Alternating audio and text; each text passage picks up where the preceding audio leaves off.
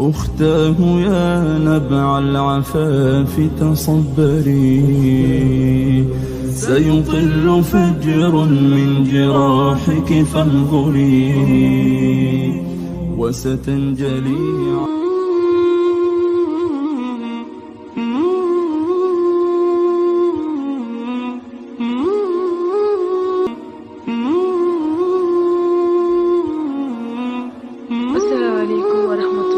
Tim Salihat ñu ngi leen di nuyu di leen ziar yéen ñi bàyyi seen yitte ak seen i temps yëpp ngir rek seen rubrique parcours d'une Saliha tey nag parcours d'une Saliha ci premier numéro muy dalal rek koo xam ne je pense que ñëpp xam nañ ko ci groupe bi muy Soumaya nag nekk benn ndaw boo xam ne mën nañ ne bokk na ci initiatrice su groupe bi Tim Saliha xam naa dama koy bàyyi rek mu dugg nuyoo incha allah. alhamdulilah summa salaatu wa salaamu ala rasulillah ginnaaw bañ sante borom bi subhanahu wa taala ci julli ci sang bu tedd bi di am contentement bu baax a baax ci invitation bi man la seen sœur Soumaya Gueye fay sa Diourbel. macha allah soxna Soumaya yow tamit dañ lay sant rek di la gërëm ci invitation bi nga xam ne accepté nga ko.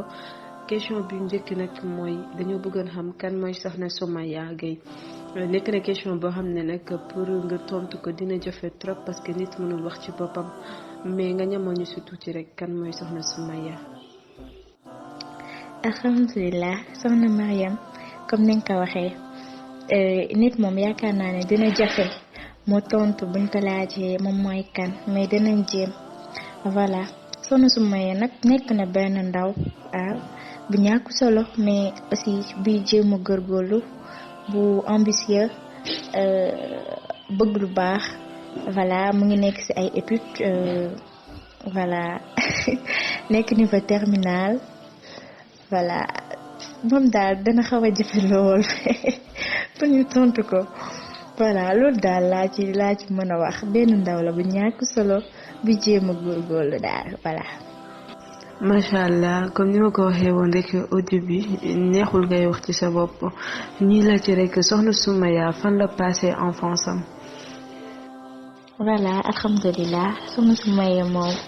moo ngi juddoo Diourbel mais enfance am mu ngi ko passé Casamance depuis 2007 ba tey moo ngi woon Casamance fa la passé léppam mais Diourbel la juddoo ren day door a ñëwaat Diourbel ci papam ak yaayam voilà. macha allah soxna Soumaya tontu bi am na solo lool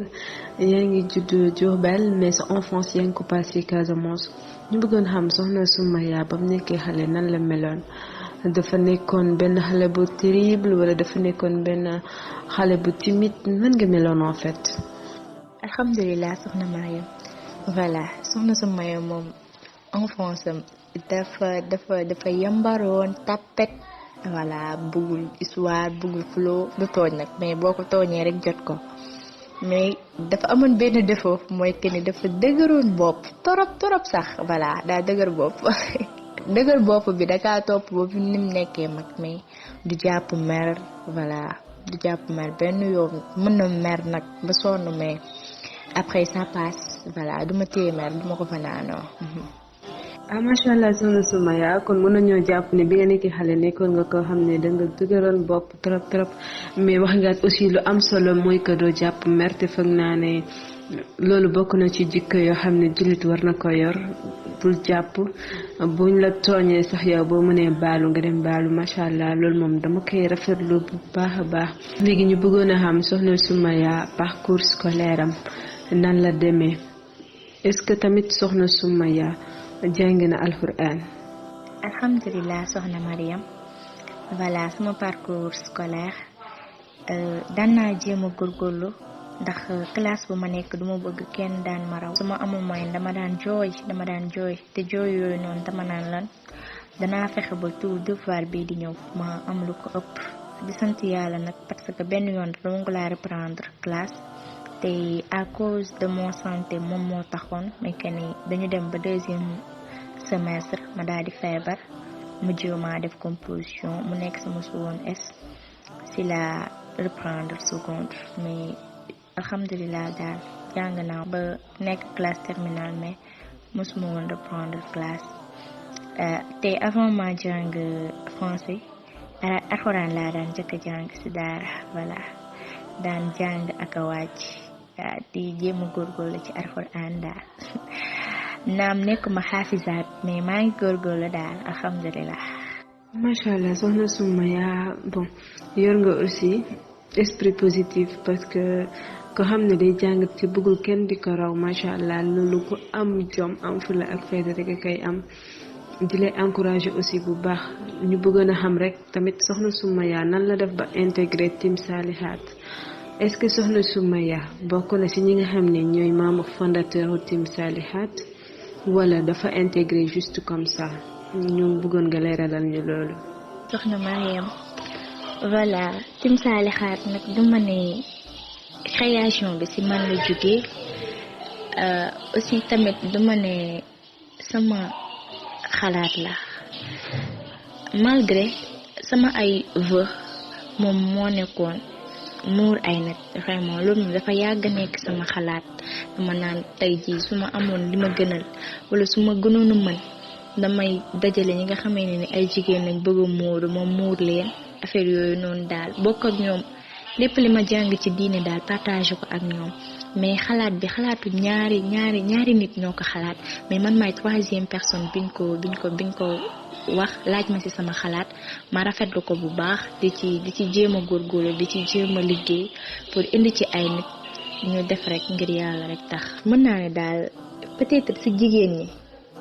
su ma nekkul première man maa nekk deuxième voilà. te xam naa ne sax peut-être première laay nekk boo xamee ne ni waaw idée bi daal jéem naa ci def sama effort daal voilà ba dugal fi ay nit ak yooyu noonu yëpp. macha allah soxna Soumaya tontu bi am na solo waaye je pense que mbëbët bi nga amoon ngir muur ay jigéen macha allah lii di Team Salihat mu ngi la koy réaliser loolu tamit nekk na loo xam ne ñoo ngi koy rafetlu bu baax parce que xalaat bu rafet la macha allah. léegi dañuy dellu ci question ñi nga xam ne ñoo ngi ñuy déglu rek soxna Khadija moom mu ngi posé benn question di laajte rek. nan la soxna Soumaya di dundee ak société bi maanaam ba mu xóotalee question am mu ngi naan soxna Soumaya nga xam ne moom day muuru dafa yiw des fois mun ngaa romb ñu ne la kii dafa màgget moom day muuru dafa yiw mais aussi ak ñeneen ñi nga xam ne dañuy lettu ay mèches et tout nan la soxna Soumaya di dundee ak société bi. alhamdulilah soxna Khadija di ziar di rafetlu question bi di ci kontaan torop ndax man képp ku may laaj ci bi maanaam naka laay dundee ak sama muuraay dama ci sawar a répondre ndax lan parce que je suis fière non seulement ba ma nekkee xale à l'âge de 6 ans 5 ans lañ commencé muuru ndax ñun daanaka suñu papa ak suñu yaay si loolu lañu tàggat ci muuru duñoo judd fekk suñu ay mag di muuru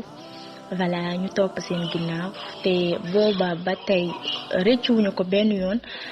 te parewuñu pour dindi ko benn yoon parce que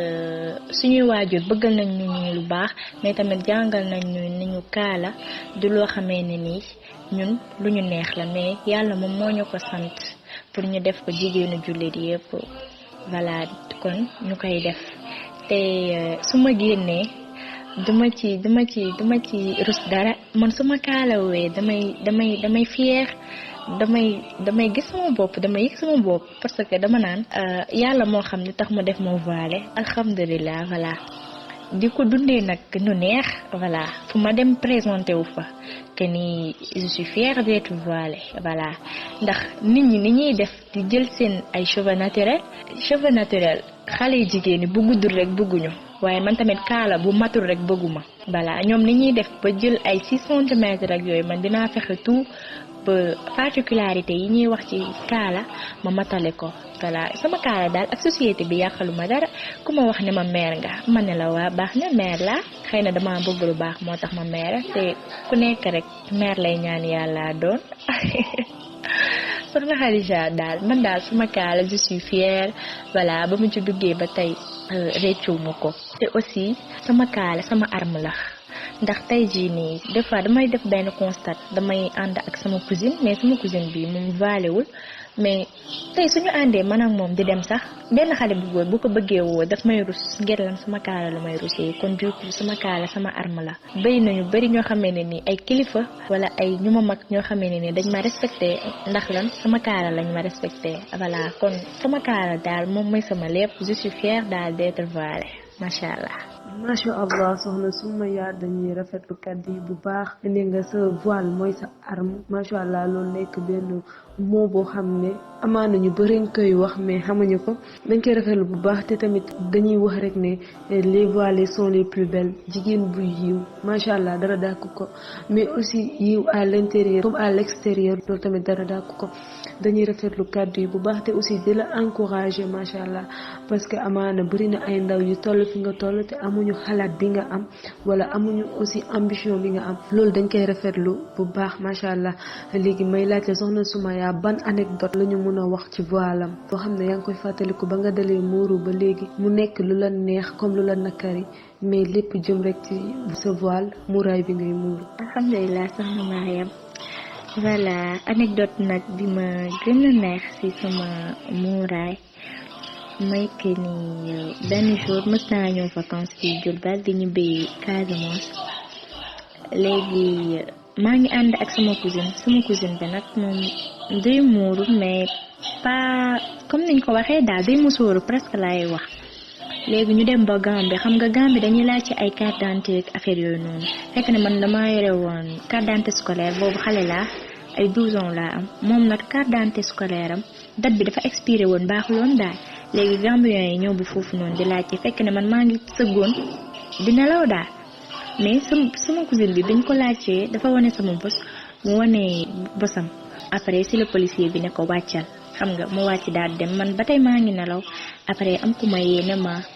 yow ki nga toogaloon yóbbu nañ ko wàcce nañ ko si biti police moo ko wàcce ma ne ko police lu ma def mu ne carte d'identité am affaire yooyu noonu ma daal di jóg fekk na dama tasoon tuuti sama kaala parce que dafa tàngoon mais ba tey tasoon naa ko mais sama dara feeñu maanaam sama pig bi laa génne woon après ma defaraat sama kaala ba mu baax daal dem ci bureau bi voilà comme man moom dama nekk maire yu rëy laay sol ak yooyu noonu bi ma demee xam nga daal di comme dañ naan tey jii ni bul kaalaw rek kaalawu ci biti mel kaalawul si biir muurul si biir nga muuru si biti ci lan warma ak rafetal daal bi ñu demee policier bi daan ne da koy jox xaalis ak affaire yooyu mu metti woon torop nag mais man ma ñëw xam nga sandre wax ndànk salaamaaleykum na ngeen def affaire yooyu doon daal xam nga daan ne kii de sama cousine la mais yoon bi dañoo bett ak yooyu expliqué ko mais kooku noonu li mu njëkk a constaté gis na moom ni ma muuruwee ak ni ma ñëwee dal alors que nit ñi dañ doon rëf-rëfi affaire yooyu noonu mu ne ma rus naa sa kaala gi loolu la ma policier bi wax rus naa sa kaala gi daal ñuy delloowaat carte d'identité bi ma gën a fieraat gën a am lu ma sentir sama biir xol voilà li ma gën a metti nag ci sama anecdote bu muuru mooy que ni dañ doon déposer ay carte d'identité léegi bi ñu demee nekk naa fa depuis 6 heures ba ay presque 14 heures léegi bi ma demee bay photo carte d'identité ñu ne ma da ngay génn sa kool gi ma sentiroon mer lu mu métti woon voilà ma daan ni lii daal gisuma daal lu ma ko jaral affaire yooyu noonu daal ak su ma daan bi ma gën a nekk xale su ma daan romb ñu naan ibaadu dina julli dina woo di wax noonu daal daf ma daan métti voilà loolu la. macha allah soxna Soumaya anecdote yi am na solo lool macha allah surtout tamit bi nga njëkkee parce que amaana sa voile moo la may loolu yëpp loolu dañ koy xoolee rek ci ñaar ñoo xam ne dañoo ànd kenn ki muuru ñu dugg ci car rapide apprenti bi yow mi muuru dala naan soxna si ki nga xam ne muuru nag booy la koy wax wala gel loolu nekk loo xam ne jigéen war na ko daw parce que jigéen war nga fexe ba fépp foo toll ñu jox la benn respect boo xam ne di nga am benn valeur ci kanamu ñëpp ku la gis dina la respecté macha allah ñu ngi koy rafetlu bu baax a baax macha allah soxna Soumaya donc mën nañ ne moom mi la exemplaire la ñu bëri mën nañoo roy ci moom même si que mosuñu ko gis xamuñu ko mais ay kàddoom wane nañ ko macha allah ba léegi may wax rek ñi nga xam ne ñu ngi ñuy déglu ci groupe Team Salihat képp koo xam ne rek am nga question boo xam ne yàgg nga ko bëgg a poser soxna Soumaya te amoo occasion poser ko may nañ leen occasion pour ngeen poser ko soxna Soumaya incha allah ku bëgg a poser question mën nga ma ko envoyer PV incha allah. voilà soxna Mariam alhamdulilah di gën a santaat borom bi subhanahu wa taala ndax lii nii yëpp moom la ak gannaaw ba ma samay waajur tàggatee ci mooru voilà mën naa ne wax fa dëgg yàlla ñu bëri dañ ma respecté ngir sama kaala wallahi ñu bëri dañ ma respecté ngir sama kaala wala sama solin daal voilà sama solin voilà alhamdulilah nag loolu nag sant yàlla dong la parce que moom mooy seppi moom mooy tànn ci ay nit def leen noonu malgré nag nekkuñu ñu baax mais ñoo ngi jéem a saxoo daal waaw voilà mënuñoo xëy rek bàyyi lépp voilà mais ñoo ngi jéem nu ñu mën suñu kéemtalaay kàttan bàyyi lépp loo xam ne nii tere la voilà comme ni nga koy waxee ay insaan rek dañ insaan moom moo nekk ki matul te yàlla moom moo ñu mooñaalee loolu noonu moom daal alhamdulilah sant yàlla daal man sama kaala gi dama kaa jàpp bu baax képp koo xamee ne nii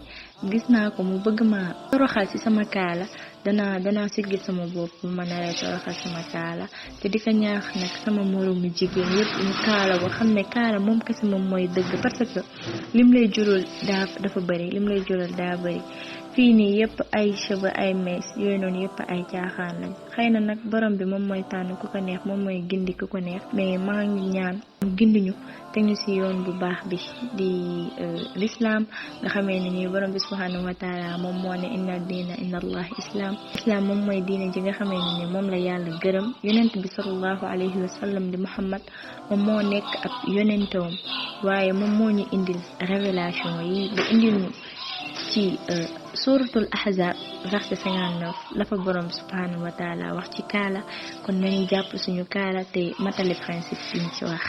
di jéggalu nag ci guddal bi. macha allah soxna Soumaya li nga wax am na solo lool damay fàttaliku rek kàddu maman Zeynab Fall moom mi doon wax ni que l'islam moo jël jigéen eggal ko fenn fii parce que avant l'islam jigéen dañ ko jàppee woon comme benn objet jigéen lu nekk lañ ko daan def loo da nga doon am doom mu nekk jigéen ñu tudd rendi l'islam moo révolutionné jigéen donc loolu dañ koy rafetlu bu baax. waaw soxna Soumaya dañuy continuer ak question yi rek macha allah parce que dafa mel ni sama gars yi instant bi dañuy nelaw léegi soxna Soumaya ma lay laajte rek fan ngay séntu Team Salihat sa gis-gis Team Salihat fan nga koy séntu ëllëg parce que ñu ngi gis ne mu ngi def liggéey bu am solo macha allah loo xam ne ñu bëri am nañ taxawaayu def ko mais defuñu ko ay ndaw teg ko en place pour def ko fan ngay séntu Team Salihat. alhamdulilah soxna Mariam Team Salihat dama koy séntu ci dimension bu gën a kawe laay wax je parle bel et bien dama ko séntu ci dimension bu kawe ndax xam naa ne génn ñu yoon ñu ngi ci yoon bi alhamdulilah te yaakaar naa ne ñu bëri bëgg nañu lii mais amuñu ko te ñu bëri bëgg nañoo gëstu seen diine xam seen diine mais amaguñu opportunité bi vu que nag Team Salihat moom dafa ñëw pour bëgg a réaliser rêve yooyu noonu yëpp du coup kon danaa ko séntu fu sori voilà te ndànk mooy jàpp golo ci ñaay te lii raam ci ñag bi la jëm vraiment ñoo ngi gis appréciation yi ñoo ngi gis ñi bëgg a taxaw jàppale Team Salihat te lépp lu ñu am ci sponsor rek doyaluñu ñoo ngi bëgg mu yokku Team Salihat daal macha allah alhamdulilah ñoo ngi sant yàlla voilà ndax xam naa ne que moom daal macha allah daal voilà moo ngi def lu rafet te ñëpp a ngi koy apprécier voilà. macha allah soxna Soumaya macha allah kàddu yi am na solo et aussi li nga wax ci Team Salihat lépp macha allah ñu bëggoon a xam soxna Soumaya mu ngi nekk élève en classe de terminale si je ne me trompe pas soxna Soumaya bu amee bac lan la bëgg a suivre et aussi soxna Soumaya lan la bëgg a nekk dans le futur aussi. waaw alhamdulilah soxna Mariam voilà maa ngi def terminale. bëgg naa incha allah su ma amee bac def sama formation boo xamee ne ni enseignement lay nekk voilà bëgg naa nekk jàngalekat. j'avais mes raisons parce que affaire comptable moo ma neexoon mais lu nekk dafay baax nga waxtaan ak sa ay parents depuis que sama papa jàngalekat la après daal may digal ma jàngale ndax yiw yi ci nekk dafa bëri voilà jàngale yiw yi ci nekk dafa bëri. bu doon alquran mu gën a baax ndax yonent bi sallallahu alayhi wa sallam mu ngi doon wax naan xayrukum man ta'allama alquran wa 'allamahu ki gën ci yéen moom mooy ki jàng alquran ba pare di ko jàngale mais yaakaar naa ne tamit jël xam-xam transféré ko ci bopp nit ba tey ji mu doon dara loolu rek kenn xamut nu ma toll ci ay yiw voilà gis raison boobu gis ay situation yu bari daal voilà moo tax ma taamu tey jii bu ma yàlla defaloon li ma gënal te mu gën ci man voilà jàngalekat laay doon. macha allah soxna Soumaya tontu bi am na solo lool donc mën nañ jàpp ne soxna Soumaya moom mu ngi bëgg a dans l'avenir mu ngi bëgg a nekk institutrice koo xam ne day jàngale macha allah ñu laajte rek soxna Soumaya ndax bokk na ci tarixa. alhamdulilah soxna Mariam ndax soxna Soumaya bokk na ci tarixa voilà man moom képp kuy wax ashhadu an la ilaha illallah wa ashhadu anna muhammadan rasulullah rek maa ngi ak yow képp ki nga xamee ne ni yàlla ak yonent bi rek nga ñor maa ngi côté boobu voilà dama ne tijaan la dama ne murid la ibaadu la donte ibaadu mooy jullit mais man moom voilà daanaka damay dem màggal des fois ndax dem ziyaar famille bi waaw bokkuma ci benn tarixa ginnaaw nekk ahlu sunna wal jamaa di dund sunna moom nekkul kiyaatuma daal bokkuma ci benn tarixa. macha allah kon soxna si nga xam ne moo posé woon question bi dégg nga réponse bi nga xam ne soxna Soumaya joxe na ko moom jotula joxe turam moo tax waxuma tur bi macha allah ba léegi moom moomule moo posé question bi mooy soxna Soumaya nan lay solo est-ce que soxna Soumaya ibaadu fashion la maanaam day sol tubéy yi di muuru wala soxna Soumaya day sol jilbeet yi wala soxna Soumaya nan lay solo en quelque sorte. waa alhamdulilah soxna si di la jaajëfal di fas yéene répondre sa question waa dama ne nag ibaadu fashion la parce que même su fekkee ne ni damay sol tubéy sama kër laa koy sol mais mosuma ko sol tubéy génn xanaa ma war a dem école war a def sport ma may boole ak tubéy mais nag dama koy sol sama kër mais duma ko génnee voilà sama style tamit robe rek la voilà li may sol ay taille basse bëriwul kaalawu comme il le faut voilà dana def kaala goo xamee ne nii daal principe bi dina ko matale duma ni xaab te duma sol nag kaala yu mag yooyu noonu mais comme ibaadu rek en général voilà mais suma style moom robe la voilà. macha allah soxna Soumaya daal moom ibaadu la nañ jàpp ne ibaadu fashion yeeg beneen ibaadu yëpp soxna Soumaya ibaadu la ñu ngi jégalu aussi ci question bi nga xam ne jàll na sànq nekk na question boo xam ne délicat na waruñ ko sax jàllale ci groupe bi di xool ndax moom ban tarixa la bokk mais bëgg-bëgg nit moo ko posé donc mënuñu def lu dul jàllale ko rek ñu ci jégalu bu baax tamit question bi mujj nag mooy soxna Soumaya lan la xalaat ci femme voilée nag ci côté bi nga xam ne ci côté vie sociale bi da ngay gis benn femme voilée boo xam ne dem na ba am ay diplôme am war a am liggéey dem ci benn société ñu bañ koo recruter juste parce qu'elle est voilée ou parce que moom elle n'est pas genre femme yi nga xam ne dañuy sol yëre yu gàtt parce que boo xoolee la plupart des sociétés genre femme yooyu la ñu recruter ñu bëggoon xam Soumaya lan la xalaat ci loolu ak tamit pour ñu éradiquer loolu dindi ko ci société bi nan lañ war a def. alhamdulilah soxna Mariam non amul benn problème invitation la moom amul benn problème la ñu jógee rek questionné ko dinaa ko répondre incha allah voilà. jigéenu jullit buy muuru naka la war a taxawee ci société bi ndax dina fi am baat wala du fi am baat à cause de muuraayam ndax moom mooy tax ñu sanctionné ko ci li mu nekk wala poste bu mu nekk ñu banaliser ko fa daal voilà auparavant nag bëri woon na ay nit ñi nga xamee ne ni comprendre nañu woon diine surtout bu ñu demee ci côté waa extérieur ndax doon naa seetaan ay documentaire yoo xamee ne nii ñoo xamee ne dañoo muuru am seen ay diplôme yu bari mais bi ñu demee ci société bi déposer seen ay dossiers kenn jëlu leen à cause de la dañoo voilé yooyu dañoo yiw affaire yooyu noonu vu que léegi monde bi dafa développé ndax seytaan dafa bari doole en plus nit ñi ñu ngi waajal bu baax a baax ay nit ñu bon ñuy ñëw ñu jàpp jigéen di ko utiliser def jigéen comme objet daanaka la xewoon bu njëkk mu ngi dikk ci waat parce que jigéen dañ ko jàppee léegi comme objet alors que duñu wax parité de mais jigéen tey jii nii nga liggéey tamit dafa baax ndax jamono ji dafa metti lu nekk lu ñëw rek contexte moo ko indi voilà dañu naan dégg ñu naan jigéen di ko war moom mooy toog ci kër gi gérer foyer mag affaire yooyu noonu mais jàng bi tamit am na ci solo ndax jàppale sa bopp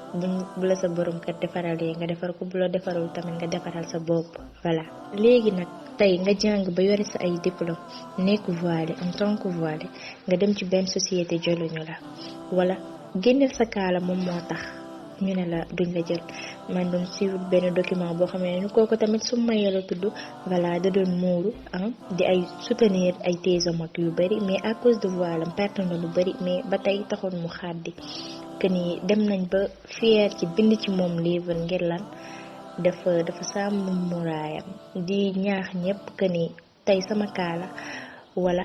tey xaalis laay jëndee sama ngor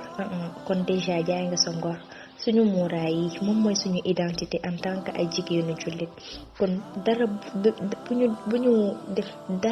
dara wala àdduna bu ñu mës a jaral ba ñu bàyyi suñu muuru ak tant que fu ñu mënti dem nañu présenté wu que ne ay voilé dañ te dañ cee fier te nit ki li nga fier rek si lañ lay gis naw la ci boo bëgg la si ba jël la si voilà. macha allah soxna Soumaïa réponse bi am na solo lool macha allah. amuñu lu dul suñuy voile amuñu lu dul yiw